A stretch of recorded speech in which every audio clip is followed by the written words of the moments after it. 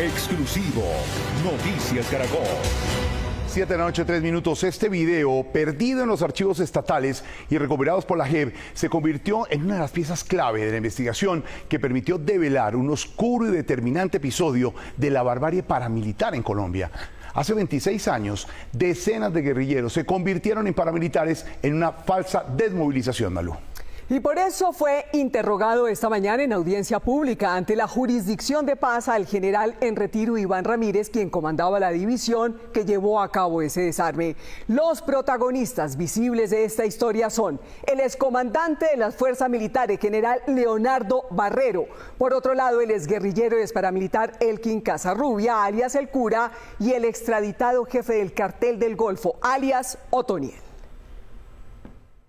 1996 fue en apariencia un año exitoso para el ejército en Córdoba.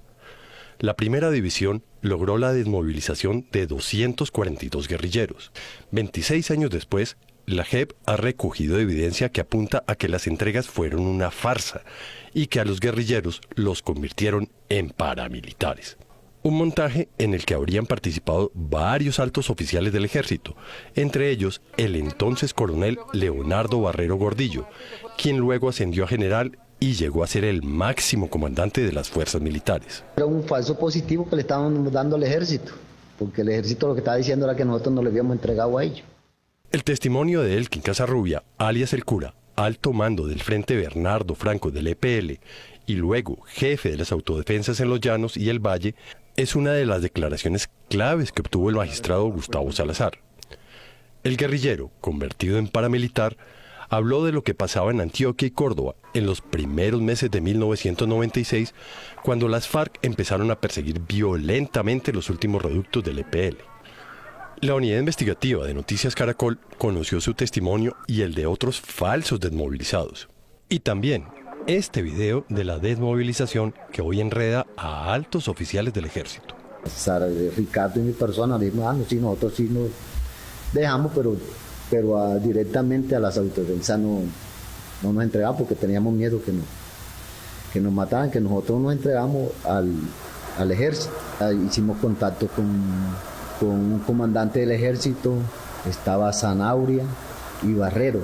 Hoy en día lo mencionan por ahí, esos coroneles que eran de Junín, del batallón Junín. Sarley, a quien el cura menciona como su compañero de desarme, es Francisco Morela, quien se convirtió años después en el segundo jefe del Clan del Golfo, organización liderada por su cuñado, alias Otoniel. El cura cuenta cómo se entregaron al batallón Junín, específicamente al mayor René Zanabria y al entonces coronel Barrero Gordillo, quien además hoy enfrenta señalamientos de vínculos con paramilitares, falsos positivos y complicidad con narcotraficantes como alias Matamba. Tierra Alta, Córdoba, en Frasquillo. Y ahí llegamos nosotros, nos uniformados, llegamos con los fusiles, estaba el ejército, ya nos recibió Zanauria, Barrero, que eran de Junín. Según el relato, varios helicópteros del ejército los recogieron en Tierra Alta y los llevaron a una finca paramilitar en El Volador, en Córdoba. Porque fueron varios viajes, varios helicópteros, como 3 helicópteros, 2, que nos llevaron. Nos bajaron a esa finca, que eso eran de las autodefensas. Ya cuando nosotros llegamos allá, incluso que el que estaba allá organizando toda la finca, toda la comida, toda la logística donde nos íbamos a quedar, era Móvil 5, un señor que era de las autodefensas. Nosotros no lo conocíamos, lo conocimos fue ahí, pero ya después nos conocimos bien. Ya llegaron gente del gobierno, llegó el alcalde de Tierra Alta, el gobernador de Córdoba. Agregó que en ese trayecto hasta la finca paramilitar los acompañaron los altos mandos del ejército. Zanauria y Barrero estuvieron con nosotros hasta que entregamos los fusiles. Siempre ellos en los helicópteros estuvieron con nosotros. Y que los altos oficiales sabían que estaban en predios paramilitares. Sí, debía conocer. En el momento de que nosotros vimos, claro, porque allá estaba 04 era un señor de las autodefensas de los Castaños. Es decir, según el testimonio de Casarrubia, los oficiales del ejército estuvieron en la finca junto al jefe paramilitar alias 04. Donde estaba el ejército, donde estaba Zanauria y donde estaba Barrero esperándolo, estaba 04 y estaba Gonzalo. Y en la finca, custodiados por el ejército, dice, a los guerrilleros se los llevaron a reunirse con el mismo Carlos Castaño. Nos bajaron en la tarde, como a las 6 de la tarde, ya llega el ejército, estaba prestándonos seguridad ahí. Llegó ese señor Gonzalo con Móvil 5. Vamos, que vamos a hablar con Carlos Castaño.